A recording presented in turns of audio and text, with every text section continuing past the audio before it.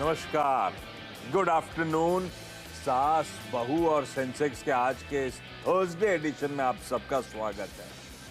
हाँ, नॉर्मली हम लोग फ्राइडे के दिन न्यूज रूम से आके शो करते हैं, पर इस बार फ्राइडे को तो यानी कि कल मार्केट हॉलिडे है, तो करना तो था इस हफ्ते एक शो आखिरी का, तो सोचा क्यों ना थर्सडे वाला ही शो वीकेंड स्पेशल बना दिया जाए।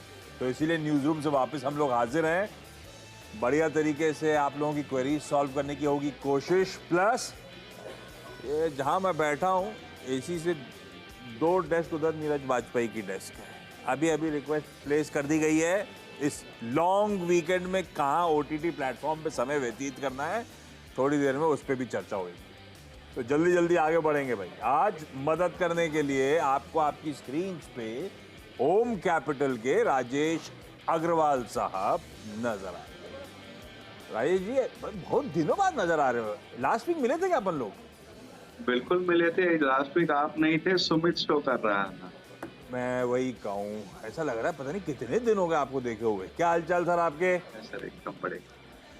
भाई डायरेक्टर साहब, सब कुछ दिखा दीजिए, रीच आउट करने के अलग अलग तरीके। साथ में चलिए वो छोड़ दिए तरीके, वो तो आप सबको रटा दिया है। शो में बीच में दिखा देना। वो निफ्टी दिखा दीजिए क्विकली स्क्रीन पे। फ्लैट लेवल, फ्लैट कामकाज हो रहा है थर्सडे के दिन। आज ध्यान रखिए कि निफ्टी 50 की वीकली एक्सपायरी का दिन और उसके बाद लॉन्ग वीकेंड की तैयारी, तो थोड़ा सा कॉशियस अंडरटोन बनता था, बना भी।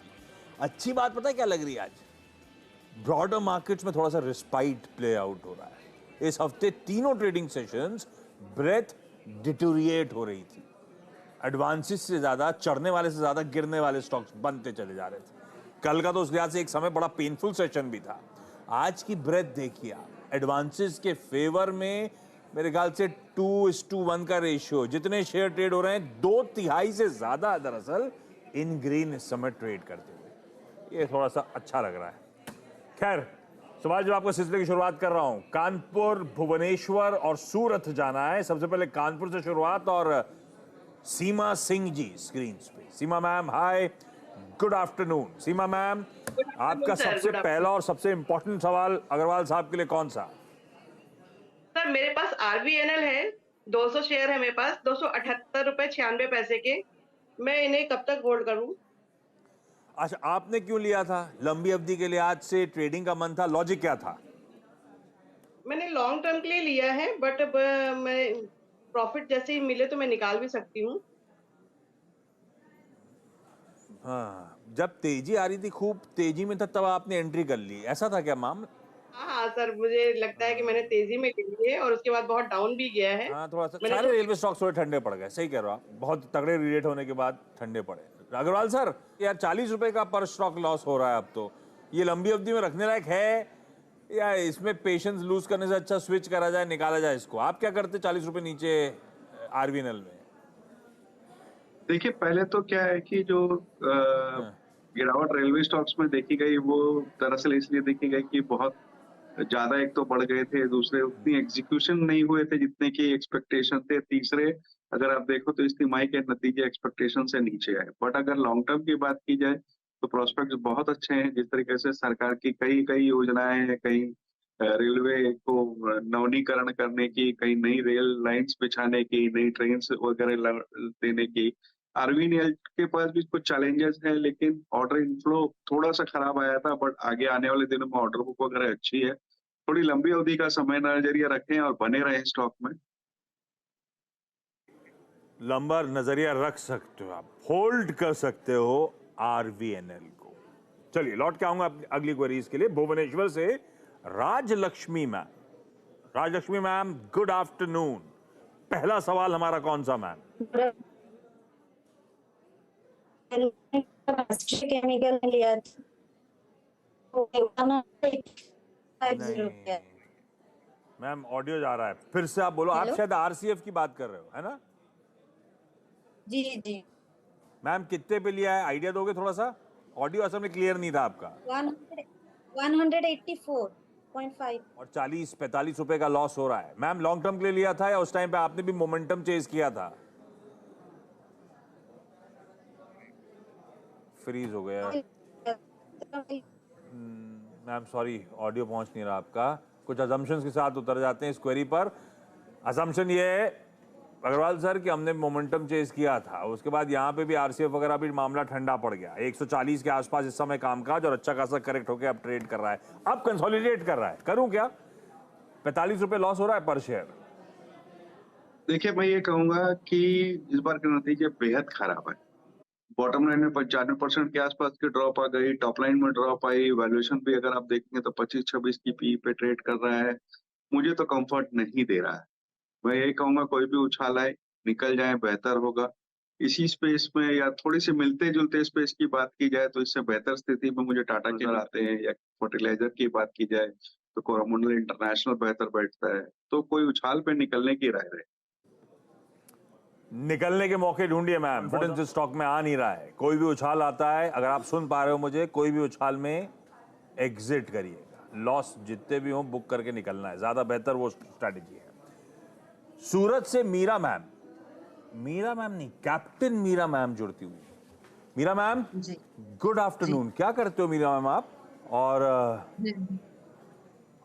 जय हिंद आशीष जी, मेरा नाम कैप्टन मीरा सिद्धार्थ दवे है और मैं एक रिटायर्ड आर्मी ऑफिसर हूँ और मैं अभी एक जी और जय Hind ma'am.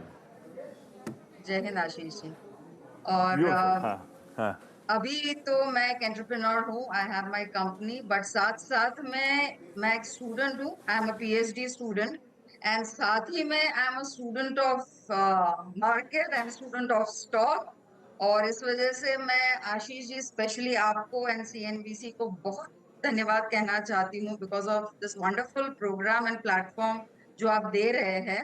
So specifically for students like us, मतलब जो धुरंधर है मार्केट में, उनके लिए तो है ही सीएनबीसी आवाज बहुत अच्छा, लेकिन हमारे जैसे जो लर्नर्स हैं उनके लिए आप बहुत आसान कर देते हैं ये चीजें। And I would want to thank my पतिदेव सिद्धार्थ दवे जी who actually involved me इस stocks में, और मेरा इंटरेस्ट जो है 2018-2020 से ज्यादा डिटेल में इसमें हुआ।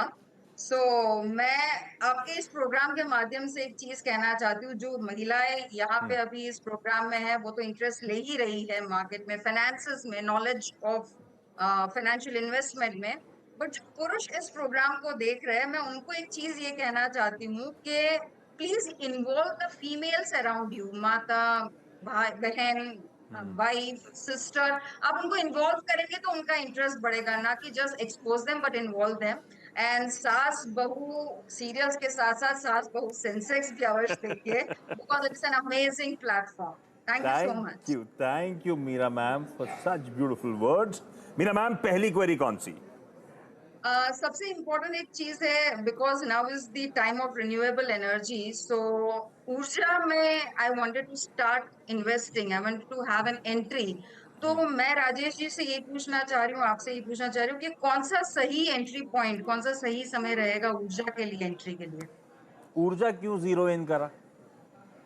नहीं, बाकी रिन्यूएबल स्टॉक्स भी है पोर्टफोलियो में, बट ऊर्जा इस वजह से क्योंकि इसका जो अभी करंट वैल्यू है वो इन्वेस्टेबल वैल्यू है, इट इज लो करंटली, मतलब 6 rupees was 52 week low and it has gone till around 46 या उसके ऊपर भी। अभी अराउंड 22-23 है। तो is it good to invest, number 1 point, in ऊर्जा, एंड अगर करना है तो एंट्री पॉइंट क्या रहना चाहिए? हाई से करेक्ट हो गया इसीलिए एंट्री कर लेना।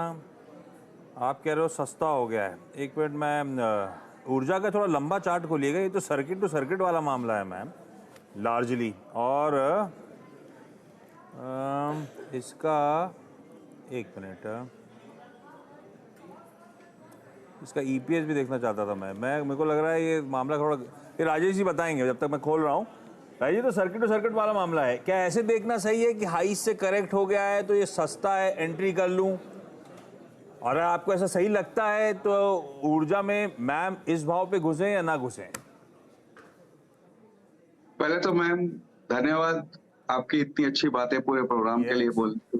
दूसरे, आपने कहा कि यू आर लर्निंग, तो मैं बता दूं stock market is such a place where every day we learn, even after 30 years of my career, it's a continuous learning process. Every day कुछ नया सीखने को यहाँ रहता है। और जहां तक ऊर्जा की बात आती है जो आपने चुनी है, मेरे ख्याल से वो चॉइस सही नहीं है। आप अगर आप देखो तो कंपनी का मार्केट कैप सिर्फ 1200 करोड़ रुपए का है। 7 टाइम्स प्राइस टू बुक पे ट्रेड कर रही है। 9 महीने का रेवेन्यू, 9 महीने का, जो इस साल के 9 महीने का है, उसमें सिर्फ 31 करोड़ का रेवेन्यू है, जिसमें 2 करोड़ की बॉटम लाइन आई है। सबसे बड़ी बात है, अगर प्राइस टू अर्निंग देखेंगे तो 550 के आसपास की प्राइस टू अर्निंग है। आप कभी भी बाजार में ये मत देखो कि ये 20 रुपए का है या 5 रुपए का है, 10 रुपए का है इसलिए इन्वेस्ट कर सकते हैं, या ऊपर से इतना गिर गया है तो इन्वेस्ट कर सकते हैं। That's not the right strategy. आप फंडामेंटल्स चेक करो अगर आप इन्वेस्टमेंट के लिए देख रहे हो तो। और रिन्यूएबल एनर्जी में बहुत सी अच्छी कंपनियां, जैसे कि टाटा पावर देख सकते हैं, बोरोसिल रिन्यूएबल्स देख सकते हैं, ऐसी कई कंपनियां हैं जो इस क्षेत्र में अच्छा काम कर रही हैं, तो वहां पे आपको ध्यान देना चाहिए। हाँ, ये गड़बड़ है इसका। मैं लास्ट फाइनेंशियल ईयर का ईपीएस देख रहा था, 3 पैसे का है, और फिर उस लिहाज से तो ये बहुत महंगी ट्रेड कर रही है। दरअसल करेक्ट होकर सस्ती नहीं हुई है मैम, ये बहुत महंगी ही ट्रेड कर रही है, और बहुत छोटा, मतलब अवॉइड ही करिए तो बेहतर है। सर्किट टू सर्किट वाला काउंटर ज़्यादा है, ये गलत तरीका हो जाएगा, ये गलत स्टॉक हो जाएगा शायद। कोई खबर पर आए बात अलग है कभी, अदरवाइज दमखम नहीं है। सीमा मैम, अगली क्वेरी कौन सी? सर मेरे पास एचजी इंफ्रा है, 200 शेयर Okay. है मेरे पास, 931 रुपए 32 पैसे के हैं। तो आप मुझे इसके लिए सजेस्ट करिए कि मैं इसको कितने लंबे समय तक होल्ड करूं। एचजी इंफ्रा, ठीक है, ये तो 932 पे चल रहा है मेरे ख्याल से, 910, तो 20-22 रुपए नीचे है समय। आपका लॉन्ग टर्म का नजरिया है। राजेश सर, लॉन्ग टर्म के लिए एचजी इंफ्रा बढ़िया है क्या, रख लूं? जी देखिए, इंफ्रास्ट्रक्चर एज ए स्पेस हमें बहुत अच्छा लगता है। उसमें जी इंफ्रा में बिल्कुल रह सकती हैं। कंपनी की एग्जीक्यूशन कैपेबिलिटीज है। दिसंबर तक की ऑर्डर बुक 9,600 करोड़ के आसपास की है। रिटर्न रेशियोज अच्छे हैं। और इस बार के जो यूनियन बजट आया, इंटरिम बजट ही था, लेकिन फिर भी कैपिटल आउटले अच्छा बढ़ाया गया इंफ्रास्ट्रक्चर वगैरह के लिए। और ऐसा लगता है कि सरकार मौजूदा जो है वही कंटिन्यू करने वाली है, तो पॉलिसीज इंफ्रास्ट्रक्चर पर बेहतर ही रहेगी। बिल्कुल बनी रहे। बने रहिए। इस बीच राजलक्ष्मी मैम का इशू आ रहा था और वो अब लिंक ड्रॉप ही हो गया है, तो कैप्टन मीरा आपके पास वापस। मैम अगला सवाल कौन सा? सेकंड क्वेश्चन है मेरा इंडस टावर के लिए। मेरे पास 1000 क्वांटिटी है at an average price of 227। So I have a 1 year perspective for it, तो मुझे क्या इसमें करना चाहिए? 1 साल का टाइम होराइजन, 227 पे लिया, 254 पे चल रहा है, 20, 25, 30 रुपए ऊपर है। और इंडस टावर के लिए राजेश सर, बीच में रिपोर्ट्स भी थोड़ी इंकरेजिंग आ रही थी। अब वोडाफोन से पैसा आए ना आए, वोडाफोन जिंदा रह गया तो टेनेंसी बरकरार रहेगी 3 प्लेयर्स की, तो है तो सब कुछ बढ़िया। अब देखते हैं कैसी पिक्चर पैन आउट होती है वोडा आइडिया की। लेकिन इंडस टावर क्या करना है, रखूं या इस अनसर्टेनिटी बीच में निकल जाना चाहिए? देखिए, पहली चीज है कि ये बहुत वोलेटाइल काउंटर है, लेकिन निवेश के लिए पोर्टफोलियो में रख सकते हैं। 6000 के आसपास इनके टावर एडिशन हुए थे। अब जबकि 5G रोल आउट होगा तो और भी टावर एडिशन होगा। और कुछ ऐसे स्टेप इन्होंने लिए हैं कि इनकी जो डीजल वगैरह की यूसेज थी वो ड्रॉप हो जाएगी, जिससे मार्जिन्स भी सुधर जाएंगे, कैश फ्लो जनरेशन अच्छा हो रहा है। और जो वोडाफोन की खबर आई ना कि जो इनके 5600 करोड़ रुपए की उधारी है, वो शायद इनको रिकवरी हो जाए, तो वो तो एक अलग से तड़का होगा। मैं समझता हूँ बिल्कुल यहाँ पर ये बनी रह सकती है। 270 के आसपास चाहे तो पार्शियल प्रॉफिट बुक कर लेंगी, तो जो बचा हुआ रहेगा उसका एवरेज थोड़ा ठीक हो जाएगा। क्विकली राजलक्ष्मी मैम के पास जा रहा हूँ, होपिंग हमारा लिंक बढ़िया से एस्टैब्लिश वापस हो गया होगा। अब सुनाई देगा मैम से बातचीत का जो भी आउटकम आएगा। राजलक्ष्मी मैम, क्या सवाल है हमारा अगला? हमने एक आरसीएफ तो डिस्कस कर लिया। पीरामल फार्मा है मेरे पास 144 का। और ये लॉन्ग टर्म के लिए लिया हुआ है मैम हमने? नहीं, वो शॉर्ट टर्म के लिए लिया था। पीरामल फार्मा 144 शॉर्ट टर्म के लिए लिया था। कोई स्टॉप लॉस लगाते हो आप शॉर्ट टर्म में? क्योंकि तो 17 या 15 रुपए नीचे आ गया आपकी खरीद से। नहीं लगाया था सर स्टॉप लॉस। लगाते ही नहीं हो या इसमें नहीं लगाया था? नहीं लगाती नहीं मुझे। राजेश सर, हम रिटेल से क्या लॉस में माल निकलता नहीं है, क्या करें हम? अभी तो खैर 17 रुपए नीचे आ गया है। देखिए, तीसरी तिमाही के नतीजे अच्छे आए थे, 14% के आसपास रेवेन्यू में थी। और जो भी इनके जितने भी वर्टिकल्स है सब में अच्छा ट्रैक्शन देखने को मिला है। कंपनी के जो इंटरव्यूज वगैरह आए, मैनेजमेंट कमेंट्री, उसमें उन्होंने कहा कि वो मार्जिन्स, ग्रॉस मार्जिन जो है वो 60% के ऊपर मेंटेन कर लेंगे। हर लिहाज से अच्छी बैठ रही है। अभी ये बाजार की कमजोरी के कारण से जो मिड कैप स्मॉल कैप में आई है उस वजह से गिरा हुआ है। हमारा अनुमान है 160 रुपए के टारगेट के साथ इसमें 9 से 12 महीने का अपनी समयावधि रखें। और अगर आपका शॉर्ट टर्म का ही नजरिया है तो 118 रुपये अगर तोड़ता है तो निकल जाइए। शॉर्ट टर्म के लिए बोल रहा हूँ, ये सिर्फ जो 118 बोला है मैंने, अदरवाइज अगर आपका लंबी अवधि का नजरिया है तो बने रह सकते हैं। चलिए, इस नोट पर Seema ma'am, Rajalakshmi ma'am, captain Meera, आप सबका जुड़ने के लिए धन्यवाद। कैप्टन मीरा, आपको मिस करूंगा उन ब्यूटीफुल लाइंस के बाद खास तौर पे। भाई सर, आप बने रहो। बता दें कि मनी कंट्रोल पर दिए गए विचार एक्सपर्ट्स के अपने निजी विचार होते हैं। वेबसाइट या मैनेजमेंट इसके लिए उत्तरदायी नहीं है। यूजर्स को मनी कंट्रोल की सलाह है कि कोई भी निवेश निर्णय लेने से पहले सर्टिफाइड एक्सपर्ट की सलाह लें।